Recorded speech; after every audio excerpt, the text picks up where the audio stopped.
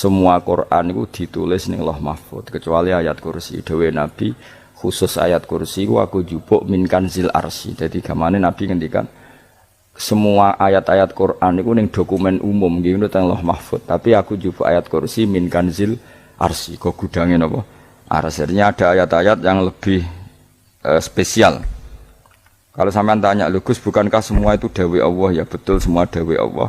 Tapi tetap ada dawai Allah sing hubungannya dengan makhluk. Itu di kelasnya kelas fadhil, keutamaan yang biasa. Ada ayat-ayatnya Allah yang tentang dirinya sendiri, itu yang tidak tertandingi. Ya kayak ayat kursi. Ayat kursi itu kan ayat di situ Allah menerangkan dirinya sendiri. Misalnya Allahu la ilaha illa huwal hayyul qayyum. Itu kan Allah menerangkan tentang dirinya sendiri, tentu spesial. Gitu ayat-ayat sing meskipun ya tetap spesial jenenge dawuh Allah tetap spesial. Tapi ada ayat-ayat yang tentang kita. Misalnya ayat fankihu ma tobalakum minan nisa masna. Ayat-ayat seperti ini kan enggak mungkin setingkat. Ini kan ayat tentang kamu. Wis ngerti nak kelakuanem seneng wayo dikai hak wayo. Nah, tentu beda. Tentu semuanya spesial karena sama-sama kalamu. Tapi tentu beda. Dokumen ayat kursi tentu enggak sama dengan dokumen ayat faqihu atau balakum. Maka Nabi ngendikan ayat kursi ini bahkan saya ngambilnya min kanzil arsy. Jadi spesial sehingga terus kita dilatih guru-guru kita ngapal ayat kursi. Kan yo ora lucu misalnya wiridan ning tahlilan faqihu atau balakum menan terus lucu to. Tahlilan kok ngono iku piye ngono. Aneh-aneh. Mbok yo mikir to. Senengane mbantah. Mosok ayat Quran kok beda-beda. Goblok kandhanane angel bocah ngene. Dadi kene iku sing wis ngaji mulai bayi. Jadi ana ayat fawadil, maksudnya ayat-ayat sing umumnya terkait kita. Ma ayat-ayat sing spesial karena nerangkan Allah, tentu beda. Terus kedua tentu ayat-ayat sing rano Kanjeng Nabi, misalnya laqad ja'akum rasulun min anfusikum azizun. Terus baru ayat-ayat tentang kita. Nah, ayat tentang kowe ya wakulu wasrobu kon mangan ngono. Nah, misalnya terus tahlil terus wah kulo wasrofu. Ya lucu tuh. Bocah kok kandhanane angel. Pusing ambek kowe. Ngaji tahunan gak ono perkembangan. Ngabis gue rame-rame dunya apa? Gue rame-rame apa? Dunya. Pernah ada kumpulan orang untuk ngaji. Setan setruk tenan. Paham itu. Mulai setane tangin, tenang ya paham. Waduh. Serepot ya. Ya, jadi kayak kudu ngerti ya. Jadi kabeh ayat Al-Quran spesial, tapi tradisine ulama kan ada perdebatan apakah ada ayat fadilah dan mafdulah. Sebagian ulama mengatakan jangan bilang demikian karena fal kullu kitabullah wal kullu kalamullah. Tapi kowe nak ngingkari iku ya keliru. Wong dohire Kanjeng Nabi ku ya ada ayat yang dipuji sundul langit kaya ayat kursi. Saya punya ayat yang bahkan dokumen itu tak ambil dari kanzil arsy katanya. Dan tidak ada nabi yang dikasih itu kecuali saya. Jadi nabi begitu bangga semenang. Nabi maca ayat kursi. Sehingga tradisinya ulama semua anak cucunya, semua umatnya dilatih ayat kursi. Dan itu memang spesial coba. Saya kalau baca ayat kursi, saya kalau mau tidur itu mesti baca ayat kursi.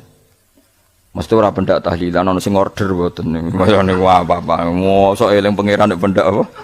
Ngono aneh-aneh. Oh tahlil kok dikritik ya keliru sing kritik. Wong maca ayat kursi kok mbok kritik. Tapi ora dikritik ya perlu dikritik. Wong maca eling pangerane kok butuh berkat le. Dul nah eling ya eling ngono kuwi cara kula padha dene. Sing kritik kok sing dikritik. Kowe tahu tahlilan? Nate Gus nek ana undangan mboten mboten. Lah ya eling pangeran nek ngenteni apa? Undangan. Ngene ben ana sing tetep ngritik, ben seimbang dunya iku ben seimbang. Apa? Balance kono sing kritik. Kalau bolak-balik ketemu sing kritik tahlil nggih sowan kula. Saya tuh heran. Kenapa orang NU itu suka tahlilan? Terus ada berkat. Itu dalilnya mah. Sing ngono iku ya ora ono dalil, sing hasud nyoal ya ora ono dalil. Cara Kanjeng Nabi pirsa, tukang nyoal iku ono dalile to ora? Ya ndak ada ya harus menengahi sebenarnya ketemu pangeran. Sebenarnya ketemu pangeran cocokan di sing bener. Nah yang jelas nek sing tukang tahlil ditakoki pangeran. Kita tahu eling aku, nanti Gusti nak wonten undangan. Terkelarat bocah kok eling iya, eling pangerane kok bedakno apa? Tapi misalnya kayak kundangan, orang kundangan blas ditakoki pangeran, diundang tonggo kok ora teko. Mergo wedi bid'ah misalnya. Tapi nekani tonggo ya perintah Kanjeng. Ya sudah, nggak cocokan ae, ora usah debat saiki, nggak apa. Cocokan ae. Tapi nak cocokan mbek aku ora ketemu. Wong sing nyoal ning ijene mahsyar aku ning swarga. Ora ketemu, aku ketemu ning swarga ya nak cocokan. Jadi kowe kudu mikir ya. Jadi ayat kursi itu dipilih ulama perkarane napa? Ayat itu pancen spesial tenan. Kula niku mboten saged ilem nek gak maca ayat kursi. Nggih maca teng lisan, nggih maca teng ati setiap saat. Mergo rumangsa kok pancen luar biasa. Allahu ta Allah iku Allahu la ilaha illa huwal hayyul qayyum. Al hayyu zat sing urip. Mergo sing gampang bedakno Allah mbek Nabi Isa, ambek berhala, ambek semuanya yang disembah selain Allah adalah kehidupan. Kita gampangane tau ngidolakno Isa kaya apa, tapi akhirnya kecewa nak dianggap pangeran. Mergo nyatane cara mereka pun Isa mati disalib. Utawa cara Islam Isa iku diangkat. Di itu objek. Apapun hebatnya Isa diangkat. Diposisikan di langit di. Kerene apa jenenge di itu objek. Berarti yang keren adalah subjeknya yaitu Allah Subhanahu wa taala. Terus kita ini sebagai orang itu punya ketakutan. Nak pangeran mati ku piye? Nak kowe mati kan gak punya akibat apa-apa. Srengenge tetap baik-baik saja. Sistem falak galaksi baik-baik saja. Sistem alam baik-baik saja. Wong sing mati kowe. Bayangno nak sing mati pangeran. Maka ketakutan seorang mukmin adalah apa? Punya Tuhan yang mati. Kemudian itu diobati bahwa Tuhan kamu itu Tuhan sing aman, al-hayyu sing selalu hidup. Kemudian disifati lagi al-qayyum. Apa artinya hidup kalau bergantung orang lain, bergantung makhluk lain? Itu gak keren, karena bergantung itu gak keren. Al-qayyum, yang Allah itu zat yang berdiri sendiri. Oh itu kan terus sempurna. Lu kan maca ayat kursi sempurna. Bejane Gusti kula maca ayat kursi. Kowe ora maca iku kasihate mbahmu. Bocah kok. Oh, bocah ora bakat wali. Teke wis elek. Kabeh dimaterekno. Kasihate opo nek maca ayat kursi? Kasihate mbahmu ngono. Jimat ya seneng. Kulo ora seneng. Maksudnya ku, tapi mbok gedhingi teman-teman yo ora oleh pancen rezekine kadal jimat ke piye. Sing iso ngatur rezekine wong sapa? Wis keben, muga disepuro pangeran. Ora disepuro ora apa-apa, kelakuan kok ngono iku piye. Wis terserah pangeran ae. Jadi Allahu la ilaha illa huwal hayyul qayyum. Kemudian setelah hidup, itu bisa saja gak peduli kita karena pas ngantuk atau pas tidur. Terus disifati la ta'khuduhu sinatu walana. Dan zat yang hidup itu tidak pernah ngantuk, tidak pernah tidur. Akhirnya kita ini nyaman, punya Tuhan yang spesial yaitu hidup dan berdiri sendiri, tidak ngantuk, tidak tidur. Terus budi lahu ma fis samawati wa ma fil ardh. Ya, dan miliknya Allah semua yang ada di langit dan bumi. Keren.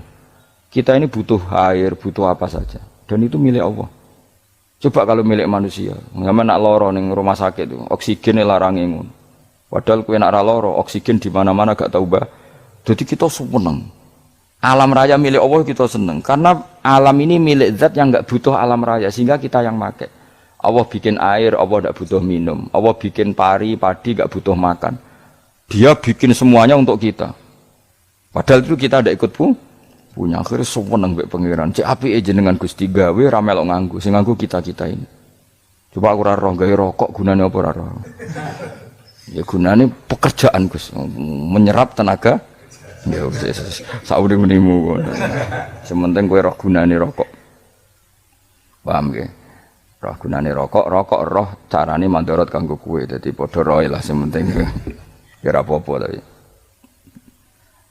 Kulo nu seneng mek guyone kiai-kiai ini. Pancen ora ana wong pinter guyon kaya kiai. Wis. Kulo winekani acara resepsi teng Kudus teng keluarga sarang keluargane Lek Lukman. Sing ngisi Habib Umar Mutahar.